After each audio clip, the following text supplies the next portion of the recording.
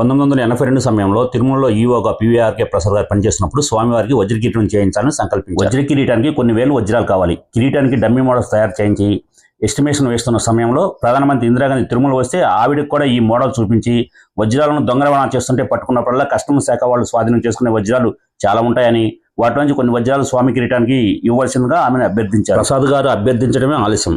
ఇందిరాగాంధీ గారు అక్కడికక్కడే తన ప్రైవేటు సెక్రటరీకి ఆదేశాలు కూడా జారీ చేశారు. రోజులు కూడా గడవక మునిపే ఉత్తర్వులు కూడా జారీ అయ్యాయి. అయితే ఉత్తర్వులు జారీ అయిన వారం రోజుల్లోనే ప్రధానమంత్రి ప్రిన్సిపల్ సెక్రటరీ శ్రీ కృష్ణస్వామి రావు సాహెబ్ గారు ప్రసాద్ గారికి ఫోన్ చేసి, స్మగ్లర్లు వజ్రాలను చాలా వరకు మర్మాంగాల్లో దాచి స్మగుల్ చేస్తుంటారు, ఇవి అపవిత్రమైనవి, స్వామివారి కిరీటానికి ఎలా అలంకరింపజేస్తారు, ఇది ప్రధానమంత్రి కార్యాలయం కూడా ధృవీకరించిందని చెప్పారు. హాలెండ్ నుంచి మేలిమి వజ్రాలు తీసుకురావాలని అప్పుడు ముఖ్యమంత్రి ఎన్టీ రామారావు గారితో కలిసి నిర్ణయం తీసుకోవడం, ఆ వెంటనే ప్రసాద్ గారికి ట్రాన్స్ఫర్ అవడంతో నెక్స్ట్ ఈవోగా శ్రీ కుమారస్వామి రెడ్డి గారికి అదృష్టం దక్కింది.